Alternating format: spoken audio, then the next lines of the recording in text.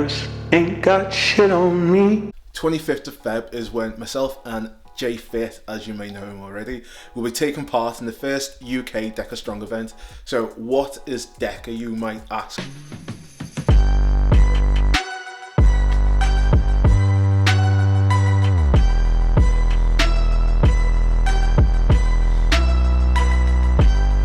Deka is really popular in Europe, and it is a decathlon, so that means it's 10 events. And they are 30 reverse lunges to start, into 500 meter row, into 20 box step overs. After the box step overs, you have 25 sit-ups. After the sit-ups, you have 500 meters on the ski erg, followed by 100 meters farmer's carry. After that, you go into a 25 calorie air bike. And then after the air bike, you go into 20 ball over the shoulders. And after that, you go into 100 meter torque tank. For men, it's resistance 3, which roughly feels like about 125 kg on the sled push. And then after that, it's the last stage, last event. You go into 20 burpees to finish off. And then that's it. If you keep up to date with my videos, on New Year's Eve, me and James did a Death by Deka, which I'm going to stick a card either here or here. And it was intense. We did Deka 4 times, basically the equivalent of 4 times. It took me over 2 hours to complete, and I nearly didn't make it into 2023. And that was just a sample of me dipping my feet into a functional race to see how I fared. When I found that there was an event in the UK in Deka, I thought, why not? So up from January to Feb, I've been training, and for the past 2 weeks where I've been tapering, this is how my training has been. Just pulled up to the gym. We are 2 weeks out from the UK's first Deka Strong. It's the 11th of Feb, and right now the focus is, how can I be a bit more specific and get my endurance up for the event? So throughout last year and this year, built up a solid base. I've been doing the movement standards. I've been doing them focused on, I guess, building up my engine and also working on strength and just the foundations, the core foundations. So with 2 weeks to go, the idea is, how can I do what's called compromised training, and how do I fare from that? Bearing in mind, when you do an event like this, you're hyped up, you've got adrenaline going, you want to get a good time, so you don't want to rest as much. So how can I do this with little time resting in between and feeling compromised? So yeah, right now what I'm going to do is structure my workouts similar to how a Deka Strong is laid out. So this is going to be, I guess, the initial portion of it, where I'm going to do reverse lunges into rower, into box step overs. They are like the first 3 exercise movements. So let's see how I go. First into the first exercise and station of Deka. So you got to make sure you stand tall and reverse back. You can't split jump into it. Even though it's quicker, you can't do that, guys. So you've got to make sure you keep the movement standards tight. Right now I'm going to do 3 rounds, and each round I'm going to start with the reverse lunges and then move into the row. So as you can see, I'm working on transitioning into the next movement because it's got to be fast. You can't really dawdle. So get in, fix up, and even though I've transitioned quick into the row, I'm still taking my time to pick it up. So with the rower, it's a make or break. You're not going to win it on the row, but you can lose time on it, and technique is important. I would definitely suggest working on technique. I'm really trying to get the right pull in to make sure that I'm getting as much drive into the movement to get the most meters that you can. So I mean, I would Google or YouTube a lot of rowers techniques because they help me out a lot. And then after that, you've got to then think about, right, how do I feel? Am I heavily breathing? On the box step overs, it's a 24-inch box, so you've got to make sure that you get used to doing the movements on 24-inch box. And for me, I tend to do it side by side, but I've got very tight hips, as you can see, so I am losing some time on there. You can do other movements, but you've got to be careful because you could trip over, and that is a nightmare. So in terms of other technique, you can do a step around, which you might get dizzy, but you can see that it moves quite quick. But yeah, that's it for today's training. next day, and what I should have said at the start is always start with a warm-up. I tend to do an upper body, lower body warm-up. Like I said in the last one, I get very tight hip flexors, so I make sure before I work out, lower body is feeling nice and fresh before we move into the next DEKA style training. So the next station from the first portion is a sit-up into the ski erg. So for me, I focus on doing the 25 sit-ups, and then after that, straight into the ski erg. I tend to send the resistance at 8 or 7.5, and then really work on my pulling technique, making sure you get a full pull, you engage the lower body and the legs, you raise up the heels and really pull down into it. So at a different angle, you can see, if I could, I'd really get lower, but again, restricted with my mobility.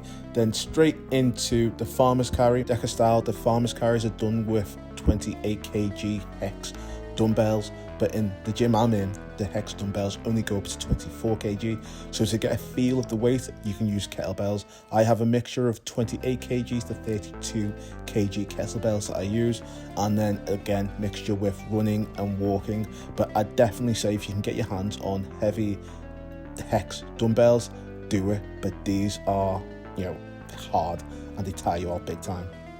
After doing 2 hard conditioning circuits, we move on to zone 2 training. So definitely incorporate zone 2 training into your workout.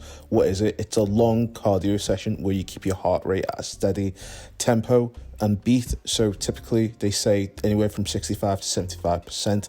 I use Polar Variety Sense. It's an armband heart rate monitor that you'll see.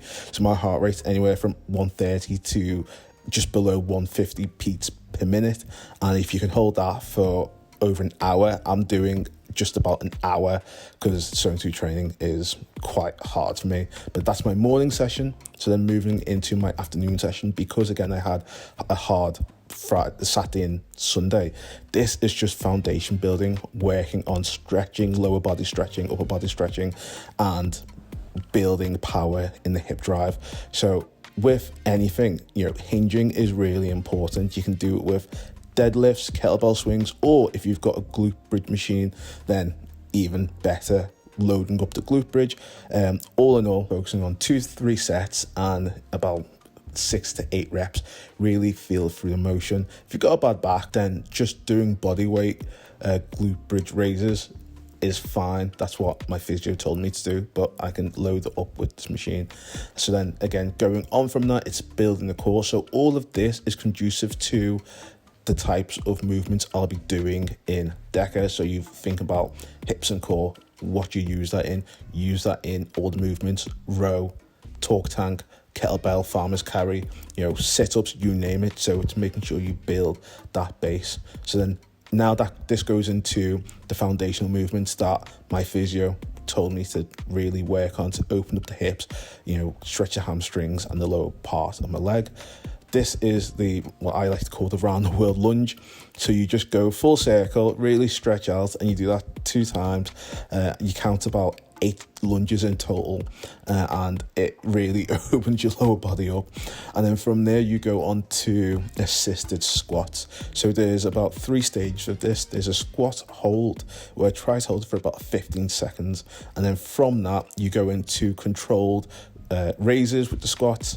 And then from the controlled raises, you go into a more dynamic and explosive squat jumps. So again, this 3-stage movement just allows you to open up the hip flexors and then go into the type of workouts you want to do. Then this next one is just really open up the shoulders. You can do body weight like this, what I'm doing, or you can just get a lightweight dumbbell and just do lateral raises. Moving into, again, calf and hamstring stretch. Easy, hold for 20 seconds, and again, you just really don't feel as tight. And then working our way back up to the upper body, you do 2 stages of press ups. And again, this is just upper body dynamic movement, which slow and controlled, and similar to the squats, you move into more quick explosive. If you want to push off the ground, that's fine. But that concludes the 3rd day of DEKA training. Let's see what day 4 has in store for us. So, I wasn't expecting this, but it's Tuesday and I've got food poisoning. I basically made food yesterday, Monday, and it was chicken that was going off that day, and I thought I made it well. I must have just left it out too long before I stuck it in the fridge, but I'm not in a good way, and I'm just, in terms of silver linings, it's 2 weeks out, and if this happened the week of the event, I would have just been completely out of it, because with the way I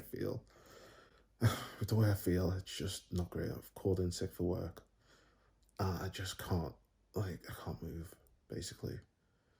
I can't focus, my stomach's just in agony. Anyway, this is draining me.